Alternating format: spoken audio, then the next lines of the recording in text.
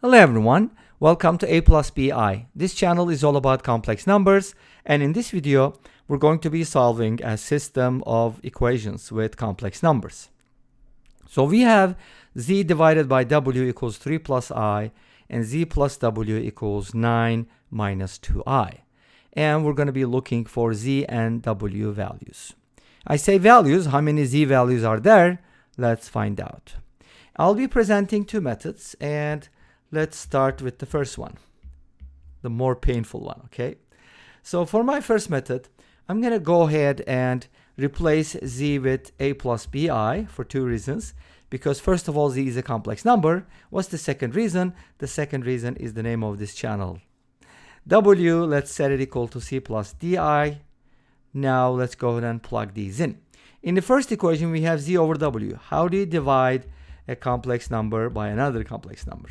If a complex number is an integer multiple of another complex number, then division is easy. For example, suppose you're trying to divide 8 plus 2i by 4 plus i. Obviously, you can factor out a 2, and this will be a 2, because 4 plus i is going to cancel out. Or if you're trying to divide 6 minus 9i by 3, you just divide, and that's super easy. But if they are just arbitrary numbers, how do you do that? We don't even know what a, b, c, d are. So how do you handle this? We'll talk about it. That's the first thing you're going to do. And actually, let's talk about it. So whenever you have division, you must use the conjugate. I mean, you don't have to, but it's better that way. So you can go ahead and multiply by conjugates and set it equal to 3 plus I.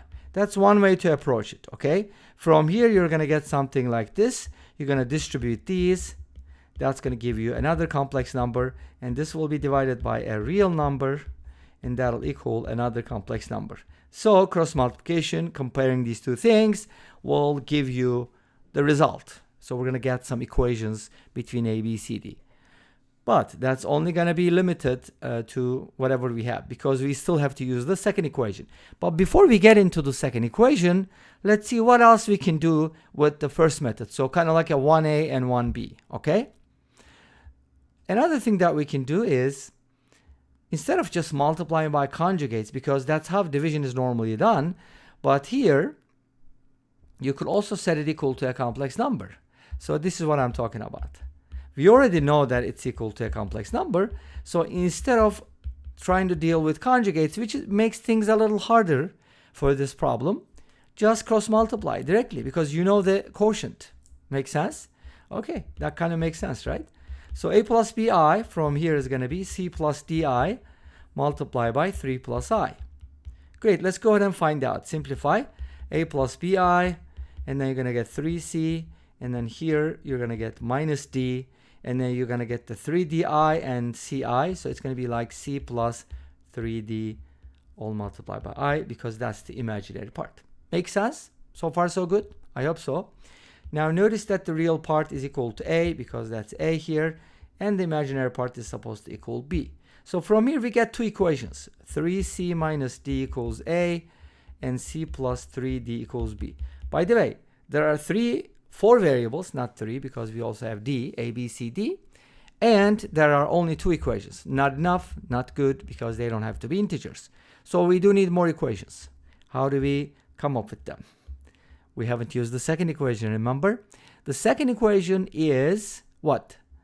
It's z plus w is equal to 9 minus 2i. And since our assumption was replacing a and b, z and w with something, we can go ahead and use those results, right?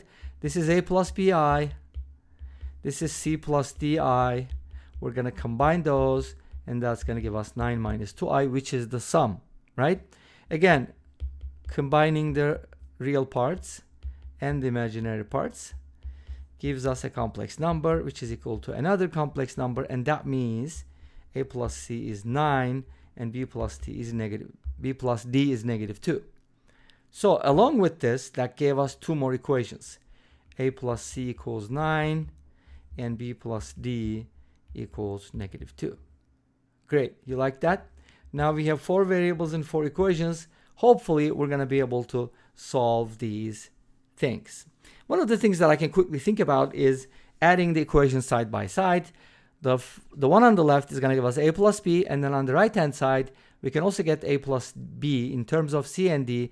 That's going to give us a relationship between c and d, and then you can replace it and so on and so forth. But again, this is very, very painful. Not super painful, but somewhat painful. That's why it qualifies to be the first method. That's the criteria, okay? Most cases. But you see the idea. We can basically come up with a system of equations and solve for a, b, c, d, and that'll give us the value of z and w, right? Easy. Well, but time consuming. Let's go ahead and take a look at the second method, because I think the second method is really, really cool. So our original equation is z over w equals 3 plus I. And there might be more than two ways to do it. I don't know. I haven't really thought about it. If you do know, please let us know in the comment section down below. So here's my system. And with systems, we can do lots of things, such as we can use substitution, and yay, I got 2a and 2b here. So let's talk about 2a first. 2a is basically just cross multiplication. That was what I was thinking. Replace z with w times 3 plus I. So we can get z in terms of w and then plug it in here. And you could do the same thing for w, but that would be a little bit more painful with quotients and so on and so forth. I think this is better. So z will be replaced by that, and w is going to stay, and this will equal 9 minus 2i. Distribute, you get 3w plus w is 4w. Uh-oh, we're not getting an integer. Well, here's the thing.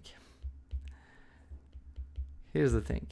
I should probably not distribute. You know why? Because it's better, I just realized, it's better to factor. So we want to factor the w out. That gives us 3 plus I plus 1. And now we can divide. But this is 4 plus I. Divide both sides by that and you'll get the answer. Wait a minute. Is this the answer? But we still need to simplify it. Multiply by 4 minus I. This is the conjugates again, and you'll get the value of w from here. That's 2a. Once you find the w, you can plug it into this equation and find the z. Not too hard, not too easy. I mean, I think it's kind of easy, in my opinion. I could be wrong. 2b, or not 2b. Yeah, that's why I have two methods under second method. So we have this and we have that. What could be the second approach, right? Well, the second approach could be the following. You could go ahead and just substitute in a different way. For example, from this equation, you could isolate w, write it as 9 minus 2i minus z, and then go ahead and take it and plug it in here. And then after the cross multiplication, you're going to get an equation. Not quadratic, it's going to be linear, but you got to simplify the numbers. And 2b brings us to the end of this video. Thank you for watching. I hope you enjoyed it. Please let me know. Don't forget to comment, like, and subscribe. I'll see you next time with another video. Until then, be safe, take care, and bye-bye.